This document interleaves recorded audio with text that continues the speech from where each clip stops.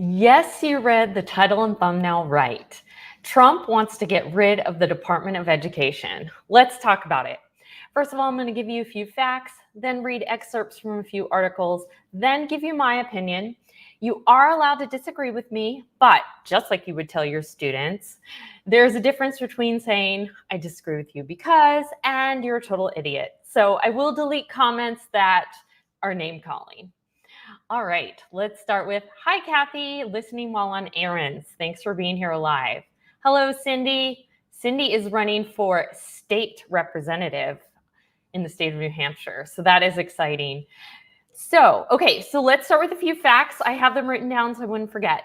So the original Department of Education was created in 1867 when President Andrew Johnson signed it into legislation.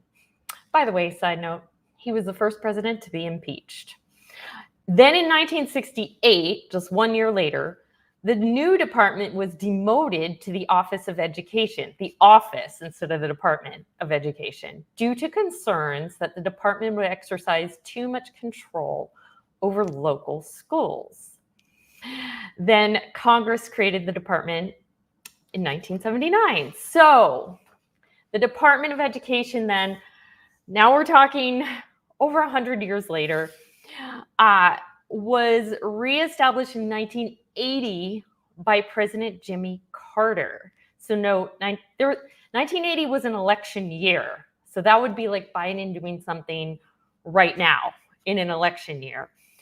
So right before he left office, he reestablished it. So think about this. Brown versus the Board of Education during height of civil rights movement. There was no Department of Education.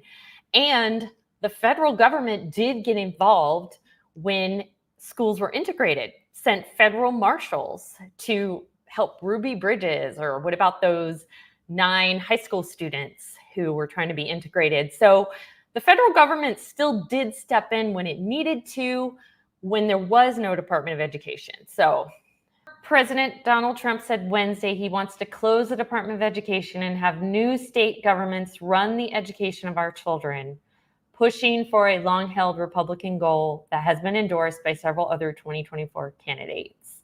We're going to get the education out of DC, is what they're saying. From the Department of Education website, this is like an overview. It's actually very wordy. So I'm just going to put on the screen these 7 is what I would read. You can, even if you're watching this later, pause it and look at this. This I thought was a good article to read. 5 things you didn't know about the role of the U.S. Secretary of Education. Okay, so I'm going to read these bullet points. They establish policies on federal financial aid for education and distribution, as well as monitoring those funds. Collecting data on U.S. schools, disseminating research. So they're doing a lot of research, focusing national attention on key educational issues, prohibiting discrimination, and ensuring equal access to education. The Secretary of Education oversees investigative offices. They have a strong bully pulpit, according to this article. So despite the lack of direct authority over school systems, the Secretary of Education can use his or her position to influence state and local influence. So they can't demand that they do anything. Whatever the secretary chooses to talk about is likely to end up discussed in state houses and school boards. The best recent example is the Common Core. 5 reasons to abolish the Department of Education. So here's a side, trying to present both sides here. Number 1, it's unconstitutional. The word education never occurs in the U.S. Constitution. Already, this should mean that the federal government has no business interfering with education policy, since the Constitution is a lot of enumerated powers. The 10th Amendment is clear. The powers not delegated to the United States by the Constitution, nor prohibited to it by the states, are reserved to the states respectively and to the people. It's expensive. So it comprises more than 80 sub-agencies and employs 4,000 people and has an annual budget of nearly 70,000 when you include other federal spending like Head Start, and the school lunch number swells up to 100 billion. It doesn't work, according to this article. The Department of Education has been around since 1979, and in that time, with huge amounts of money have poured into it, a reasonable person would expect to see massive improvements. In fact, we see no such thing. Okay, it hinders school choice and student freedom.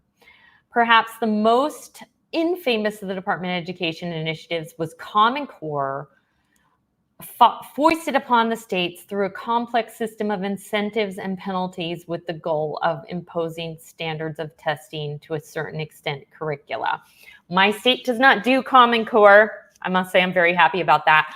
But I see a lot of people who hate Common Core, who have lots of bad things to say about it, parents and teachers. Let me know in the comments what you think of it. Some people like it, so let me know if you like it. These wildly unpopular standards have been a source of outrage and confusion, like I was just saying. Okay, this article says it's really, really creepy.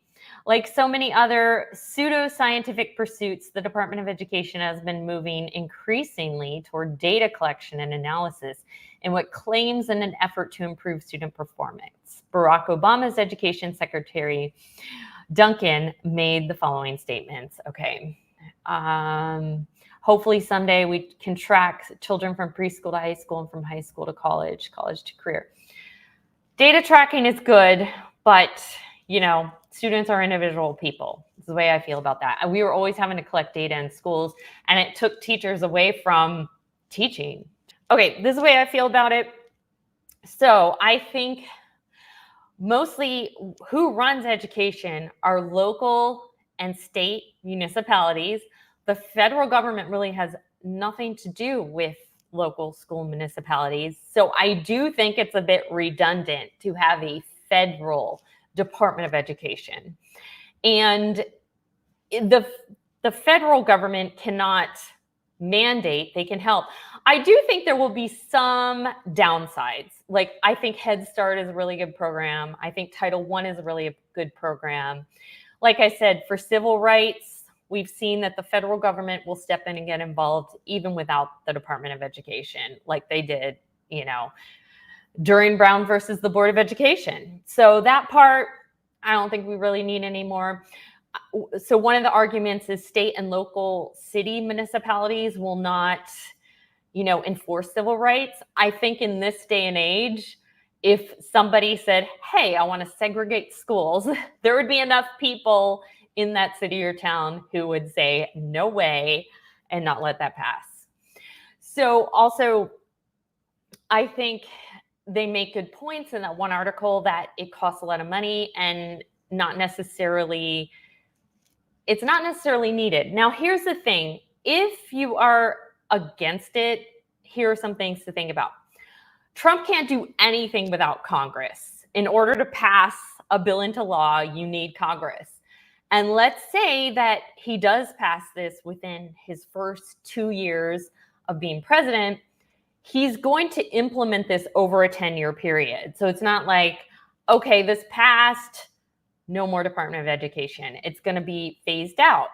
Now, typically, history tells us most midterm elections, so that would be 2026, Congress usually goes to the opposite party of the president, meaning history tells us that Congress will go to the Democrats if Trump wins this election in 2026. So you always have the counterbalance, the checks and balances of this not really getting implemented as well, or they could overturn it in Congress if it did get turned. So that's another thing to think about.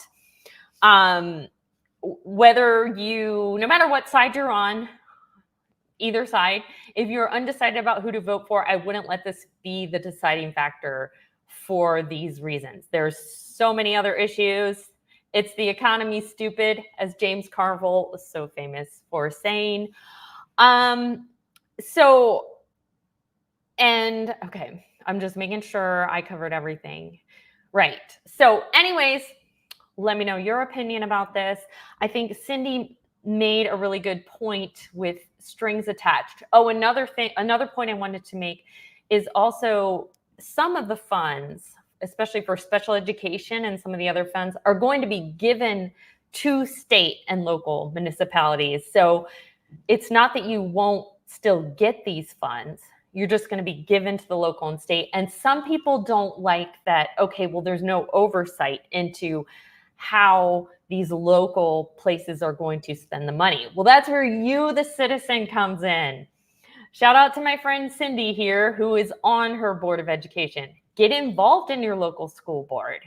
Get involved, and from day one, when your local place gets these funds, say, okay, where are these funds going? Or establish someone who oversees how these funds are being spent. So that's one thing you could do if you're afraid of, well, now there's no federal oversight of these funds. That's one thing you can do.